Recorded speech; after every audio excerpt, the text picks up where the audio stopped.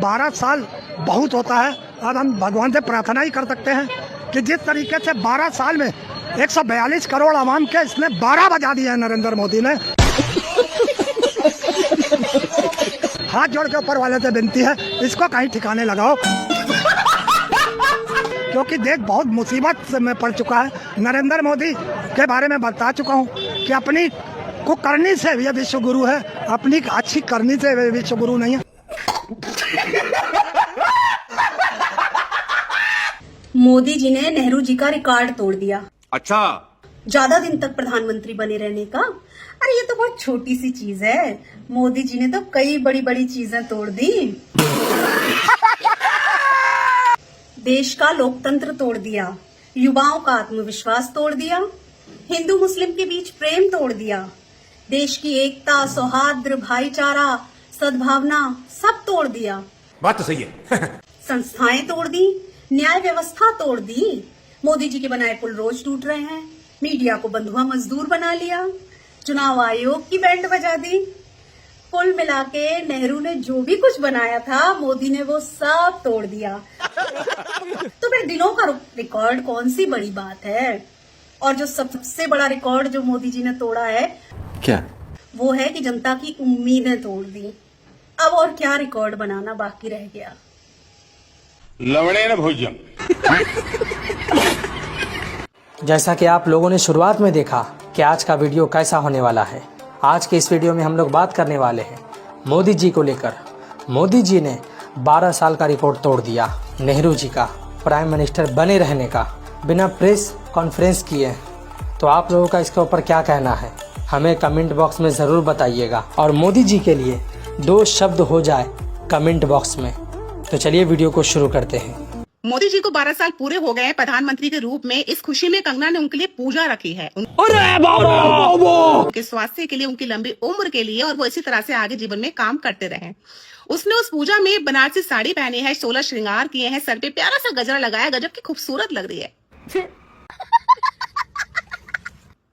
भाई हमारे में तो जिस तरह से करवा चौथ आती है या वट सावित्री होता है, हम उससे बनारसी साड़ी पहनते हैं, सर पे गजरा लगाते हैं, 16 श्रृंगार करते हैं, पति के लिए व्रत रखते हैं। भाई कंगना भी पूजा कर रही है, मैं तो कहूंगी उसकी मनोकामना पूर्ण हो। जो भी उसने मोदी जी के लिए पूजा रखी है वो पूर्ण हो और उसे उसका फल भी जरूर मिले। अगर कोई कहे कि मोदी जी ने 12 सालों में क्या किया है, तो आप ये गिनवा दीजिएगा। 80,000 गवर्नमेंट स्कूल बंद करवा दिए, जो पेट्रोल 65 रुपए का था उसको 100 रुपए से ऊपर करवा दिया। अरे बाप रे, ये तो धोती खोल रहा है। जो एलपीजी सिलेंडर 400 रुपए का मिलता था उसको 1000 से ऊपर कर दिया। हमारे देश पे 55 लाख करोड़ का कर्जा था, उस कर्जे को 200 लाख करोड़ तक पहुंचा दिया। ये हमारे मोदी जी ने किया। ये बिक गई है गवर्नमेंट, अब गवर्नमेंट में कुछ नहीं है। देखो नेहरू जी को पीछे छोड़ दिया, तो मैंने सोचा क्यों ना इतिहास खोलकर देख ही लिया जाए कि कौन किसको सच में पीछे छोड़ा है। सही पकड़े हैं। 1947 से 1964 तक नेहरू जी 17 साल तक प्रधानमंत्री थे, उनको कोई पीछे नहीं छोड़ सकता, चाहे काम हो चाहे कार्यकाल। अब क्योंकि हमारा देश नया नया आजाद हुआ था, तो उस टाइम पे चुनाव की ऐसी कोई प्रक्रिया तो थी नहीं। चुनाव का सिस्टम आया 1951 से 52 के बीच में, तब पहला चुनाव हुआ, इसलिए 1952 से जोड़ोगे 1964 तक तो 12 साल होगा। यही नहीं, अभी और सुनिए। वैसे ही मोदी जी 2014 से 2026 तक उनको भी 12 साल हो गए, जो लगातार निर्वाचित है। अब यही सारा खेल है। अब क्योंकि इनको वर्ल्ड में दिखाना भी तो है कि देखो मैंने नेहरू जी को पीछे छोड़ दिया। भले ही और कामों में पीछे ना छोड़ा हो, नेहरू जी को उजड़ा हुआ देश मिला था, और ये इनका काम ये है कि उसको उसी कंडीशन में छोड़ के जाएंगे जब ये प्रधानमंत्री पद से हटेंगे। तो कहने का मतलब है नेहरू जी 17 साल तक लगातार प्रधानमंत्री थे, लेकिन आजकल रिकॉर्ड ऐसा हो गया है कि पहले शर्तें लिखो, उसके बाद जश्न मनाओ, और जबरदस्ती का जश्न मनाओ।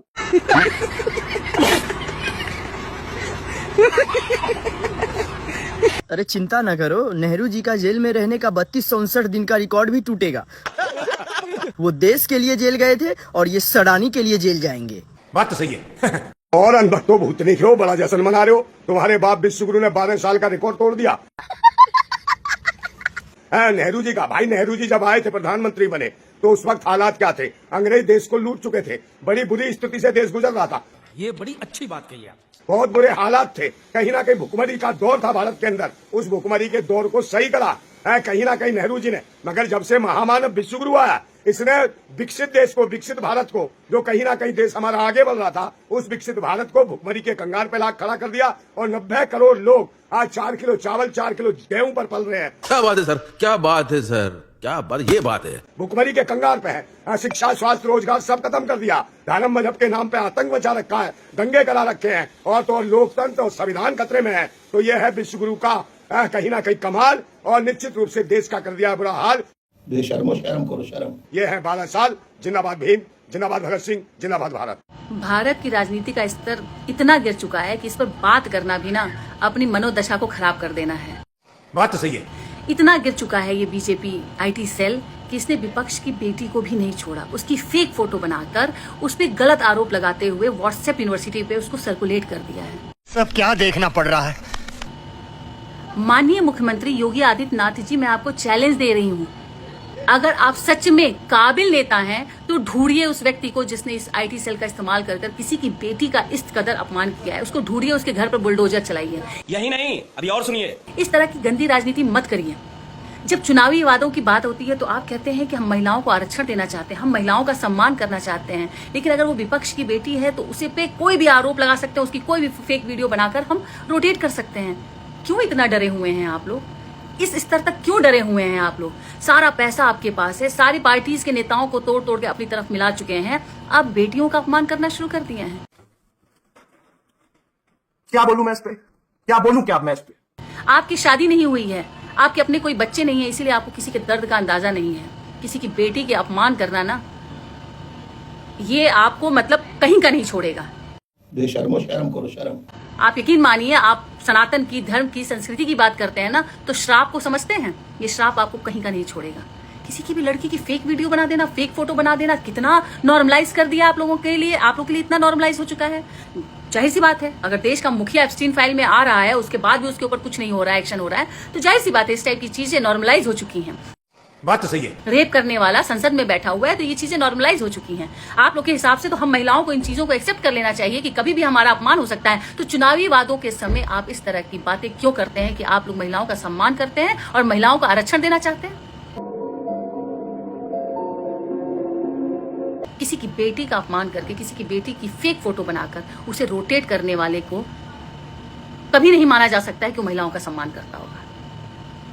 आप ढूंढिए उस व्यक्ति को और चलाइए उसके घर पे बुलडोजर जिसने इस फोटो को सर्कुलेट किया है व्हाट्सएप पे। ये बड़ी अच्छी बात कही आप। लानत है ऐसी राजनीति पे और ऐसे राजनेताओं पे जो किसी की बहन बेटियों की इज्जत करना नहीं जानते हैं। शर्म आती है कि हमारे प्रदेश के मुखिया ऐसे हैं। अबे सालो शर्म कर लो शर्म। झूठ बोलने के लिए अकल चाहिए अमित शाह जी। अमित शाह जी ने जो डिग्री दिखाई है ना, उसका जो फॉन्ट का डिजाइन है, जो लिखने का डिजाइन है, वो विकसित हुआ था 1992 में, और ये डिग्री दिखा रहे हैं 1983 की, वो भी किसकी? एंटायर पॉलिटिकल साइंस सब्जेक्ट की। ऐसा कोई सब्जेक्ट नहीं होता, पहली बात तो। दूसरा, अकल से झूठ बोलते हैं आप, ठीक है। जो लिखने का डिजाइन है ना उस डिग्री में, वो 1992 में माइक्रोसॉफ्ट ने विकसित किया था, ठीक है। तो पहली बात तो जनता को इस बात पर चूतियां ना काटो। दूसरा, आप कह रहे हो कि दिल्ली यूनिवर्सिटी से साहब ने बीए की है। अच्छा। सुनुकेट कांड में साहब ही नाम आया ना इनका, साहब ने बीए की है। तो 1978 में तो मोदी जी भूमिगत थे। अच्छा, भूमिगत एग्जाम लिए गए थे दिल्ली यूनिवर्सिटी द्वारा, है ना। इमरजेंसी लागू थी उस समय, तो कहां कर ली भैया बीए? है गुजरात में कोई रूम होगा, उसमें बैठकर परीक्षा दे दी होगी, है ना, भूमिगत रूम। यही बात है ना। क्यों पागल बना रहे हो यार? है साफ कह दो यार, निठल ले हम, बात खत्म, पढ़े लिखे नहीं है। दिल्ली के सीएम का कहना है कि भारत का हर नागरिक मोदी जी को थैंक यू बोलना चाहता है।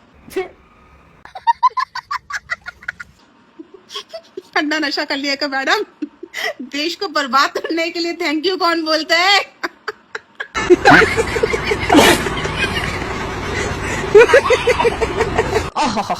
अंधभक्तों को मुझे बड़ा तरस आ रहा है। भैया तुम तो वहीं के वहीं रह गए जहां थे, लेकिन ये रिद्धिमा शर्मा जिसको उसके कमेंट्स में कोई शेर नहीं बोलता है, कोई वाह दीदी बोलता है, वाह दीदी बोलता है, देखो कहां पहुंच गई है। अरे भैया, बीजेपी की सरकारी दफ्तर में उसको बुलाया गया, एक पार्टी थी उसमें, समझ रहे हो आप, सारे बड़े बड़े नेताओं से मिली है। जी हाँ, गृह मंत्री से मिली है, नितिन गडकरी से मिली है। क्या बात है, असली दिन, अच्छे दिन तो इसी के आए हैं। ये पूरा दिन, इसके दिन ही शुरुआत होती है सुअर बोलने से, पिल्ले बोलने से। बात तो सही है। पूरे मुसलमानों को गालियां देती है, जो भी सेक्युलर हिंदू है उनको गाली देती है, हाँ महात्मा गांधी सबको गाली देती है, लेकिन इसको पता पुरस्कार मिला है। हाँ, बीजेपी उन्हीं को तो प्रमोट करती है जो इस तरह की दंगे फैलाए, जो आपस में लड़ाई झगड़ा कराए, दुश्मनी फैलाए, यही सबको तो प्रमोट करती है। तो भैया देखो कहाँ पहुंच गई।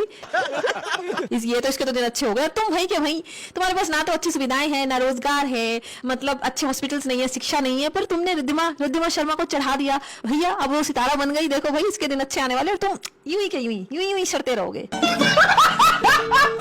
सड़ते रहोगे। बस ऐसी कोई एक आधा तुम्हें मूर्ख नेता मिल जाएगा जिसके पीछे पीछे पीछे तुम जनता पागल बने रहोगे, और जो तुम्हें समझाने की कोशिश करेगा उसको तुम दल्ले बोलते हो कि भैया पैसे मिले। देखो भाई फायदा किसका होना है, फायदा तो भैया अब इसका होना है। लगे रहो, देखते रहो कहाँ तक पहुंचेगी ये, और तुम्हें क्या देगी वो भी मुझे बता देना कि तुम लोगों को क्या मिला है।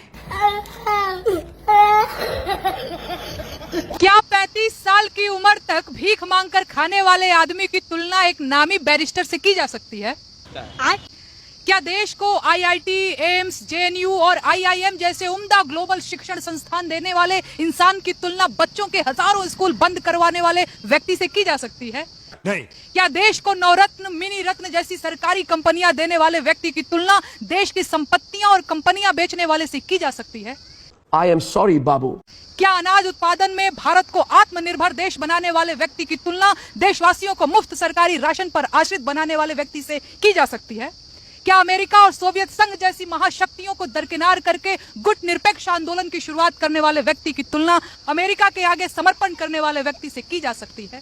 देश की आजादी के लिए 9 साल से ज्यादा जेल में रहने वाले व्यक्ति की तुलना आजाद भारत में अभिव्यक्ति के अधिकार को कुचलने वाले आदमी से की जा सकती है? बेशर्मो, शर्म करो शर्म। अरे किसी भ्रम में न रहे, मैं बिल्कुल उसी आदमी की बात कर रही हूँ। मैं दलित हूँ, मैं जनता हूँ, मैं हिंदू हूँ, मैं मुसलमान हूँ। दरअसल ये मन का वहम है, असल में हम लोग घंटा है जिसे सब नेता बजाते हैं और बजाते जा रहे हैं। अभी भी समझ जाओ घंटा, सॉरी जनता।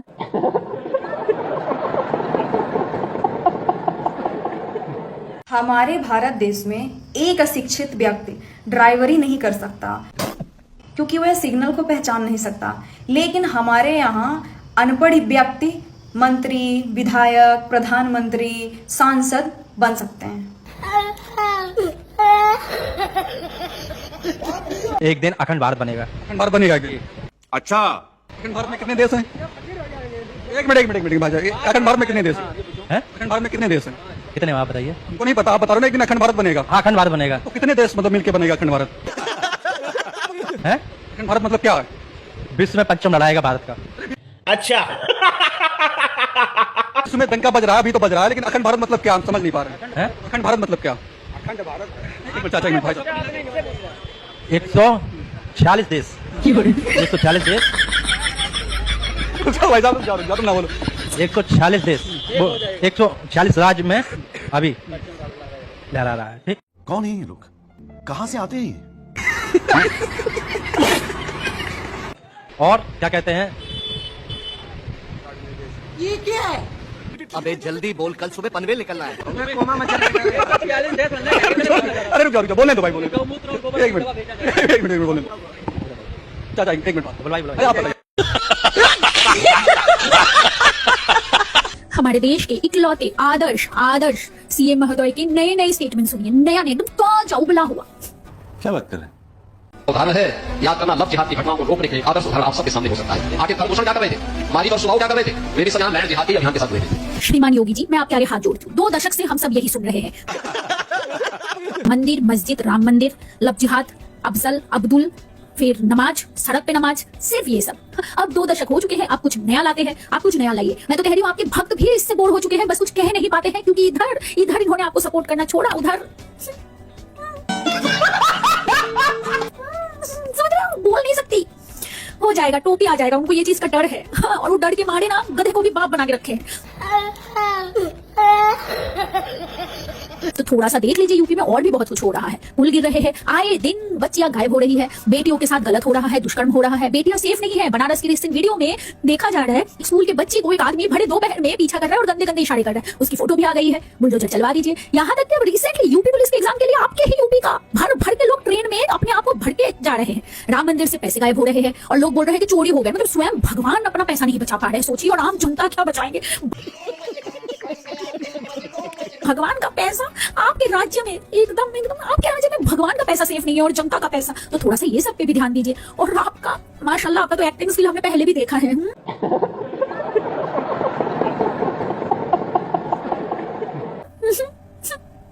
मैंने अपने परिवार को छोड़ा है, मैंने अपने माँ बाप को छोड़ा है। छोड़ा क्यों आपने योगी जी?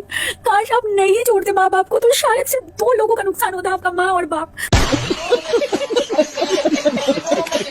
पूरा यूपी बच जाता योगी जी। दोस्तों, मैंने अभी न्यूज में देखा कि मोदी जी ने नेहरू जी को पीछे छोड़ दिया। मोदी जी को प्रधानमंत्री बनके 4400 दिन हो गए। इसमें मोदी जी को अप्रिशिएट करना तो बनता है। बात तो सही है, क्योंकि इजी थोड़ी है इतने दिन तक इतने लोगों को चूतिया बनाना।